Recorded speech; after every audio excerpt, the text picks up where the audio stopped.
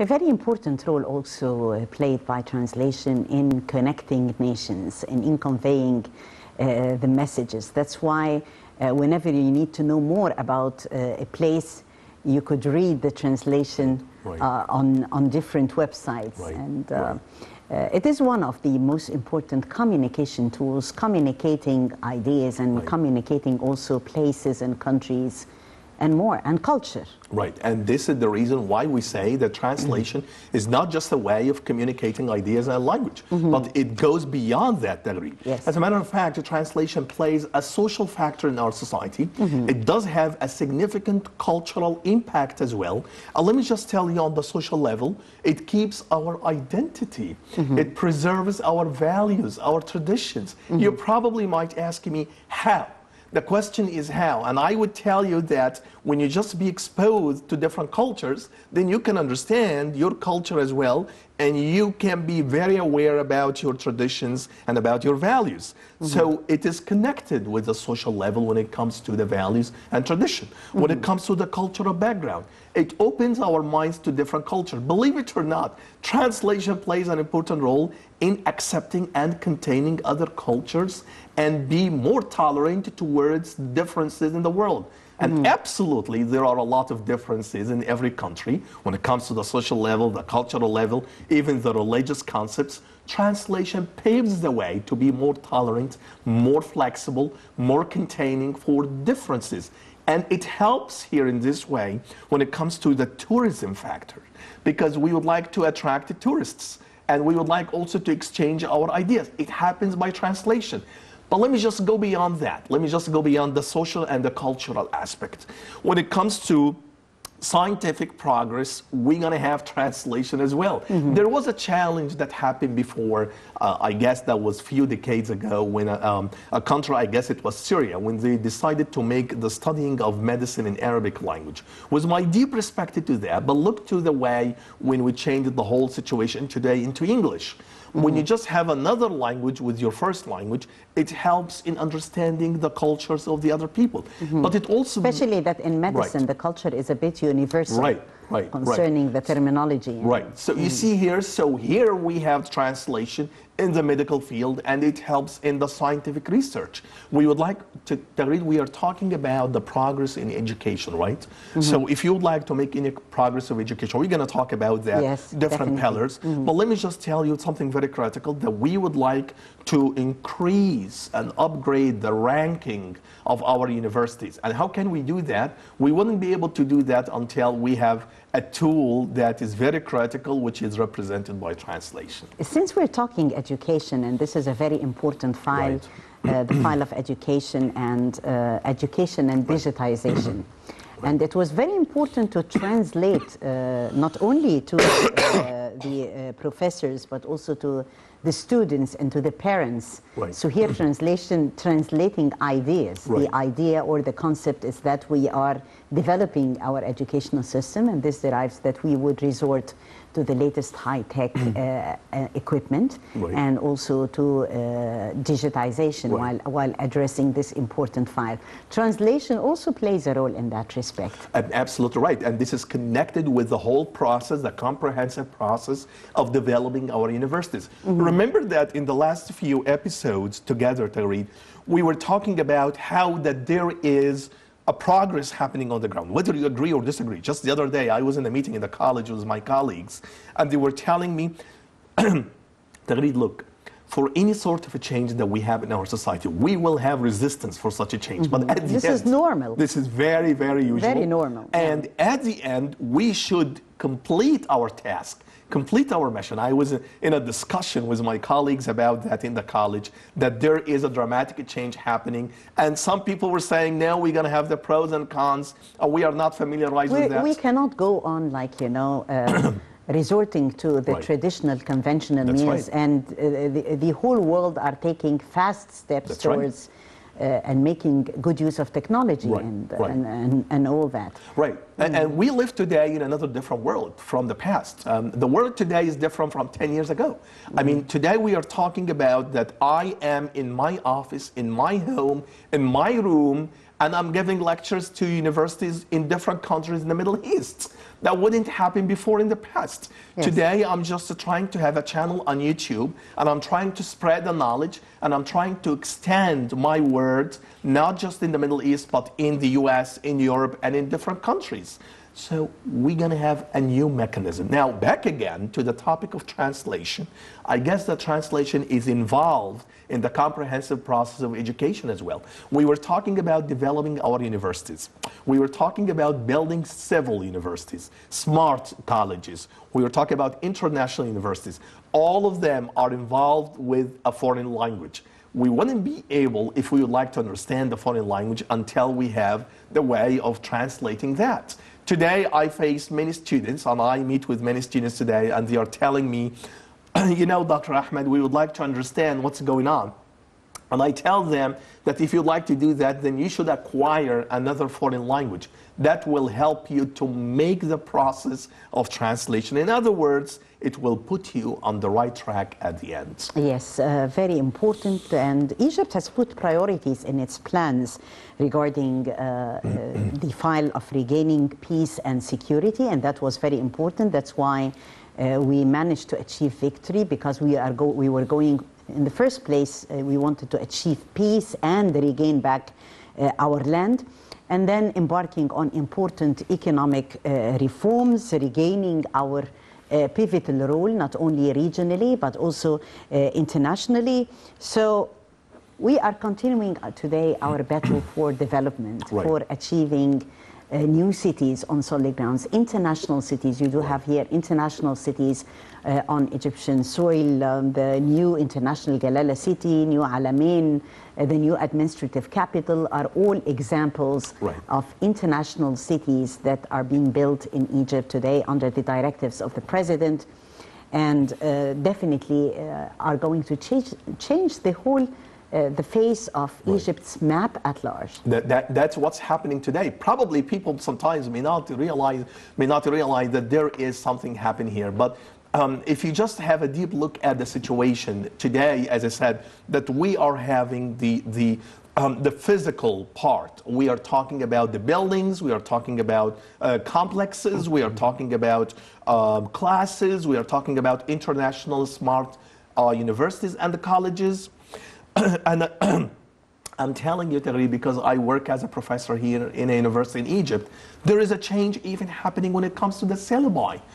We were talking before about the digitalizing process, and we were talking about that there must be a change when it comes to the syllabi. Today, there are a lot of updating news. We are changing. Just 2 days ago, I was in a meeting on campus in the college. We were talking about that we're going to have not a traditional lecture, but something that goes beyond the traditional way. It is electronic lectures.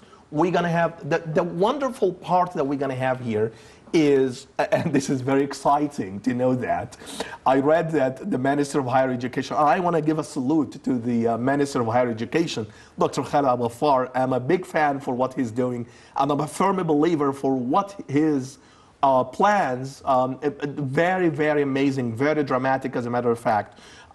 Today we're going to have a platform, international platform, that will contain all Egyptian universities, all the professors, all the students. We will be on one website. Believe it or not, I just read the news that the Ministry of Higher Education, they signed a contract with Microsoft company in the United States. So we're going to have major companies coming in Egypt and being involved in building electronic platforms that can help in education. So at the end, surely we will have something tangibly happening. We will have a progressive movement when it comes to education. We were talking about a comprehensive development. We are talking about changing the syllabi, but there is something also very, very interesting to talk about. It's the infrastructure. Yes. We were talking about the buildings, but there is a digitalized infrastructure nowadays. We're going to have internet in every single room, in every single part. And I'm not just saying that from the vacuum. May I not be stupid to talk about that. But the interesting part here is we're going to have technological devices that can push the country forward. Something more to add here, Tagreed, which is awareness. Yes. Building the awareness, this is the critical part. And if we get back again to our topic, translation, I would say that there is strong connection between both, between translation, between education, between development. They and are all awareness. interconnected, actually. All of them are interconnected together, and that can help, because at the end we have a target, which is the progress of our society, the development of our community, and making Egypt on the top line. Definitely, we always wish our country would be on the top line, and from being on the top line as a country to talking about translators who are considered to be on the top line, maybe our viewers would like to know more about what would be the criteria of having an efficient and a professional translator around. Who can we call is doing a good job in this field? I think it's not a good job, it's an amazing job. It's an amazing job, as a matter of fact. I'm talking with passion to read about translation. I studied translation and interpretation as well, and I worked in that field. I'm still working on a professional level when it comes to translation and interpretation. It is something that goes beyond just a job. It's a passion.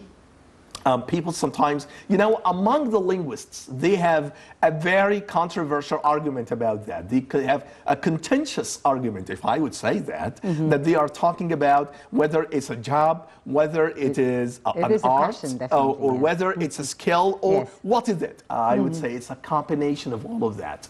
Translation, it's who we are. And when you talk about language in general, when I was a student, I was studying language, and then I realized how critical it is when you just have the language, when you have the art and the job of translation, you can do whatever you want. You just change the meaning of one word, and probably in this way you can change the whole world.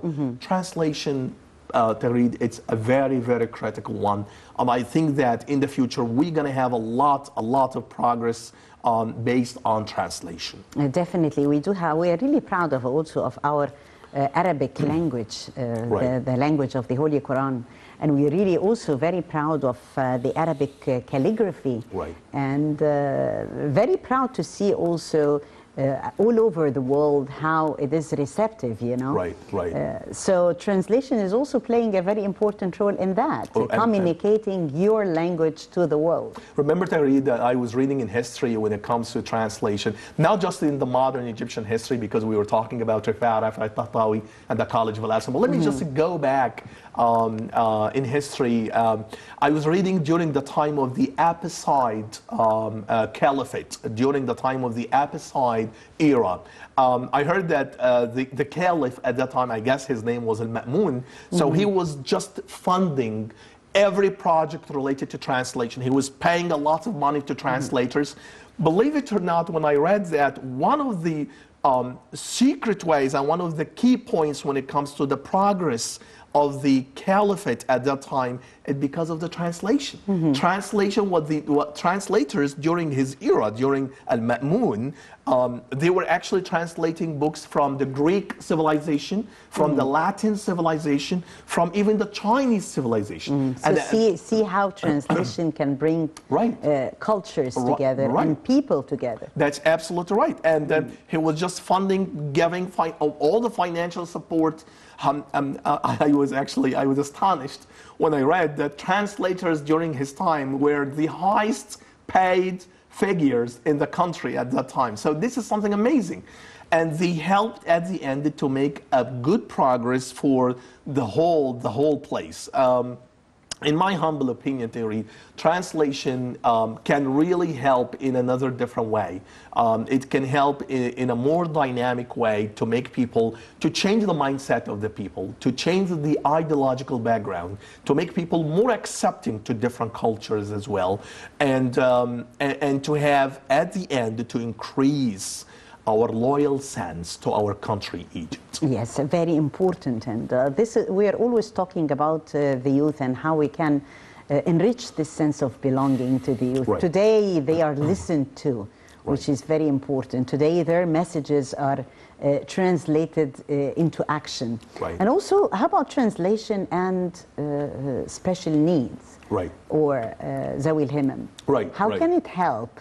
in your opinion? Right. I think translation, again, plays a critical role here when it comes to disabled people or those with special needs. I think one of the ways that those people that they were having before, the challenge to communicate, the challenge to send a message, the challenge to behave in a very normal way. So translation can really help in that. We have today different applications that can really help as well to communicate in another efficient way. The interesting part that we have here to read, it is you can just find translation, it just being involved in all aspects in our life today.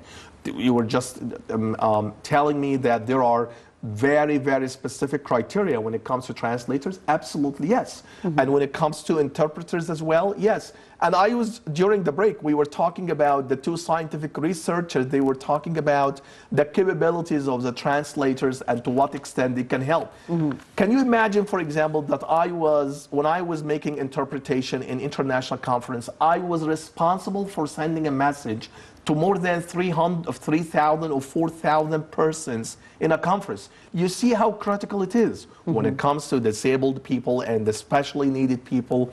I think translation can change their lifestyle at the end. Definitely.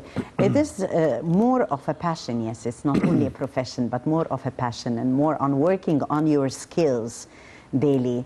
And mastering, of course, the language, which is very important, so that you could easily find the terms and find it as a strong tool in order to communicate knowledge and also make the message reach the other correctly.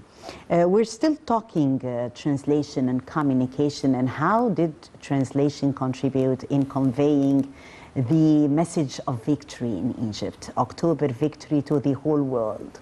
The books that were translated efficiently and professionally in the different languages has managed to achieve a lot in portraying the true image of Egypt and also the great victory that has been achieved.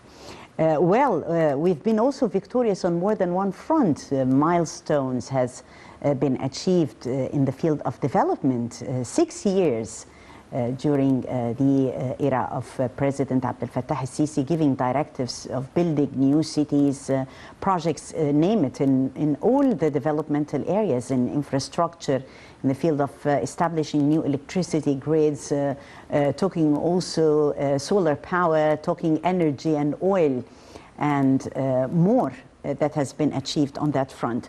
Let's watch this report talking about the more than one achievement that has been established on Egyptian soil, and we'll be back. Ahead of the 47th anniversary of the 6th of October victory anniversary, the Cabinet has released a milestone volume documenting the achievements implemented by President Abdel Fattah al-Sisi and the government since he came to power 6 years ago. Prime Minister Mustafa Madbouli has clarified that the volume documents and records the most important and top achievements that Egypt has witnessed during the past period in various sectors. The Prime Minister also added that Egypt has made remarkable progress regarding its development plan at all levels, including raising the standard of living for citizens, implementing a serious economic reform program aimed at supporting the role of the private sector in development, stimulating the establishment of small and medium enterprises and entrepreneurship, as well as improving housing services, education, health, transportation, and social protection networks. He pointed out that Egypt has also attached great importance to strengthening international cooperation with international institutions and boosting bilateral cooperation with friendly countries, enabling it to move forward with accelerated steps in the development process. Mr. Madbouli further pointed out that about 14,762 projects were completed since President Sisi's arrival to office at an estimated cost of about £2,207.3 billion, and about 4,164 projects are being implemented at an estimated cost of £2,569.8 billion, particularly in the infrastructure, energy, and agriculture, as well as the construction of the fourth-generation new cities in order to reduce the pressure on all cities and contribute to providing appropriate housing for all segments of society. The Premier indicated that the state has spent around £180 billion on the development of Sinai over 6 years, including establishing new cities, tunnels and bridges to breathe life into the peninsula, facilitating the transportation of goods and people and providing them with all services, promising a bright future for the 60,000 square kilometre area. The songs and the soft power during October has played also a very important role, because people are memorizing those beautiful songs, and usually during the month of October we are recalling all those moments of pride and all those songs that are there in our memory. It's part of our heritage, Tagreed. It's part of our cultural background, and we said before that we wouldn't be able to understand more about our society and different societies around our country unless we read history. So this is a very historic event, and I am a firm believer that we wouldn't be able to understand our community and our society unless we read our history first. For such an event, this is the greatest anniversary that we have in our modern history.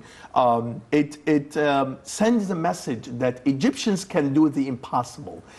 People in the past, during that time, they were so much desperate, they were just claiming that Egyptians would never make the crossing of the Suez Canal, but they did.